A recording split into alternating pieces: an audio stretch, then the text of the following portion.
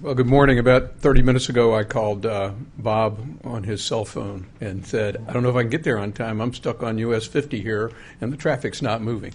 There are probably a few people in that kind of situation today. As I looked at my little GPS, which has a link, satellite link, that tells you what the traffic conditions are, just about every road was red. So folks braving the elements coming in, probably drifting in as you meet this morning. General Davis, glad to see you here. Former Director of the National Guard. Great to have you with us this morning. We are the Reserve Officers Association, and we also represent members of the Air and Army Guard, as well as members of all the reserve components. I'd like to particularly extend thanks to Alan Luxembourg and his wife, Jan. They're great partners in this continuing program that we have. They are obviously from Foreign Policy Research Institute out of Philadelphia, which is a great think tank, fortunately not located here in D.C. And this is the sixth program that ROA's Defense Education Forum has conducted in partnership with FPRI. I'd like to also thank Dr. Harvey Sickerman. Dr. Sickerman is ill and could not be with us today, and he's a mainstay at every one of these, so we look forward to him being back at the next one of these events. His leadership of the Institute and close relationship that we've developed over the years is very important. Again, I'd also like to thank Alan and his wife Jan for their very hard work, unfailing good nature, particularly on a day like today, and putting up with us. The programs don't just materialize, and we greatly appreciate your efforts on this and other programs as well. I see some folks in uniform. I don't know if you come from the active component or the reserve component, so I'm going to look at you and say, are you active component or reserve component? Army Reserve, good, and Air Force Reserve? Active Air Force. Anybody else that is currently serving or former members? I know that our moderator today, I'll introduce in just a minute, is a former member of the Army Reserve. The Reserve Officers Association has been in existence since 1922.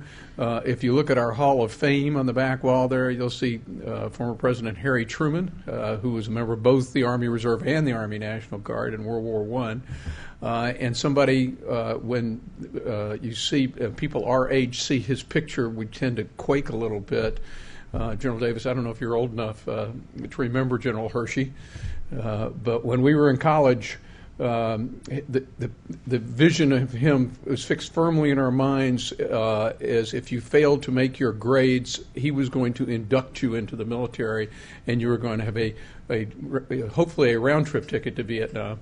I did not have bad grades, but I still got the round-trip ticket. So, but anyway, General Lewis Hershey was the gentleman who actually secured the site that you're on today and raised the money to build this building. And so he gets an attaboy from me for having done that, even though I quaked in fear back in the 1960s whenever I heard his name mentioned.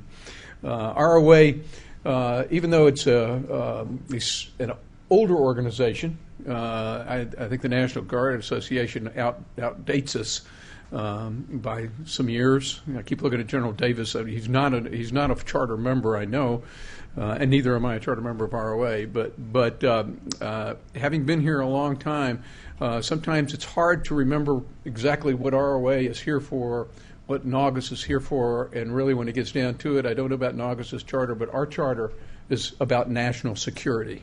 It doesn't say a home for old retired people who are only concerned about TRICARE for life.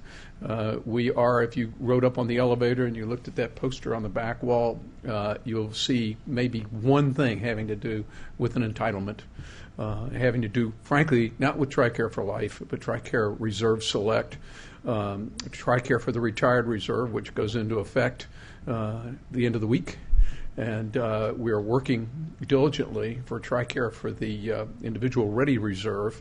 And the reason that is important to me is my predecessor, now Assistant Secretary of Defense Dennis McCarthy, reminded me not so long ago that the IRR also serves in conflicts. and they do not have access to TRICARE Reserve Select because they are not serving in a reserve unit. They have access to the what they call the TAMP, pre-mobilization and post-deployment, but there are many, many members of the individual ready reserve who volunteer to serve in the current conflicts who do not get this particular coverage, and that's the reason it's on the wall there in the elevator. But we're also concerned at ROA with resetting the force, with equipment, personnel, training, all those things that are necessary now that the reserve is now an operational force and not a strategic force. It's problematic that you're not going to be dealing with that today necessarily, but I'm giving you the long-term elevator speech here on what's important to us.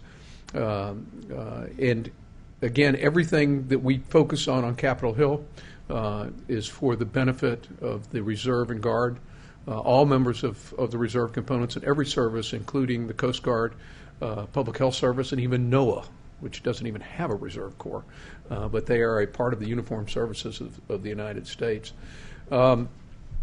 We hope you enjoy your time here today, and hope you enjoy this session. I would like to spend just a moment to introduce our moderator today, Mike Noonan, who is the Director for National Security Programs at FPRI.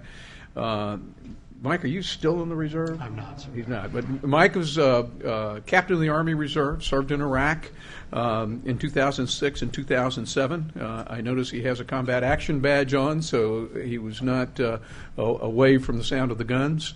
And we're proud of your service, and we're happy that you're with us today. And I'm not going to spend any more time doing commercial announcement. I'm going to turn it over to Mike, and thank you very much for being here today. Thank you, sir. You bet. Well, Major General Bockel, Lieutenant Colonel Fiedler, the staff here at the Reserve Officers Association, I want to thank you on behalf of the fellows and trustees of the Foreign Policy Research Institute. I'd also like to thank Alan Luxembourg, Jan Luxembourg, and also our webcast crew here from Primitive World today. I also want to thank the people that both showed up today. Thank you due to the weather. I know it's a little dreary outside. I also want to thank the people that are watching this by webcast. We have about 80 to 100 people that are going to be monitoring the conference there. Some of them are have either a tactical or operational deal with the issue of foreign fighters at either a tactical or an operational level. So I want to thank you all, people downrange. Just a little bit about the Foreign Policy Research Institute. We are a think tank in Philadelphia, Pennsylvania. We were established at the University of Pennsylvania in 1955. We split off in 1970, became independent. We do research, education, and publication. Each of you should have a packet of information, including our journal Orbis, which we began publishing in 1957. This is actually our second conference on the foreign fighter problem. Our first conference was last summer here in Washington, D.C., and for me personally, this is an interest of mine, both analytically but also on a personal level. As Major General Bockel said before, I served in 2006, 2007, in and outside of the northern city of Tal Afar in northwest Iraq. Pretty much every mass casualty event that we had up there was because of foreign fighters. There was a big bombing, I remember, in March of 2007, killed about 120 people in a market. It was carried out by foreign jihadis. After I left, there was a series of big attacks against the Yazidi community up outside Sinjar. So for me personally, this is a matter of interest. Today, I think we have a great lineup. I'm going to say that because I assembled the people here for this. But I think we'll have a very productive day and a half. I think we have some real subject matter expertise and look forward to your interaction with them through Q&A. And also people on the web also can conduct Q&A by sending their messages, and Alan Luxembourg is monitoring that. But before we get into the programming, it is our honor and privilege to have Mr. Terrence Ford, who is the Director of Intelligence and Knowledge Development at AFRICOM. For those of you who don't know a lot about AFRICOM, It is the youngest of the regional unified commands. It was founded in 2007. It's responsible for 53 countries in Africa, and it's kind of a new and it's kind of not your father's regional unified command. AFRICOM works with our regional partners there, particularly through the Trans-Sahara Counterterrorism Initiative and other things to abate this problem that we have with foreign fighters in that region. And Mr. Terrence Ford, as I said, is the Director of Intelligence and Knowledge Development. He is a member of the Senior Executive Service. For those of you, I'm sure most people here know about that, but basically flag officer, general officer equivalent in the civil service. He served a long and distinguished career in the United States Army, served in leadership and command positions from platoon up to brigade level, as a staff officer from battalion up to Joint Task Force, and also at the Department of the Army. Since he took off the uniform, he continues to work in the Department of Defense. As you can see from his resume, quite an impressive list of achievements and positions.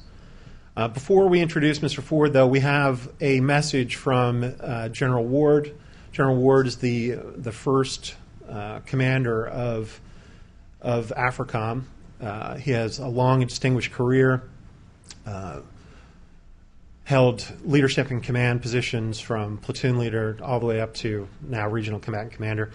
And I just want to send this. We're very thankful. Originally, we had asked General Ward to come and speak, and unfortunately he couldn't make it, but we're very happy to have Mr. Ford.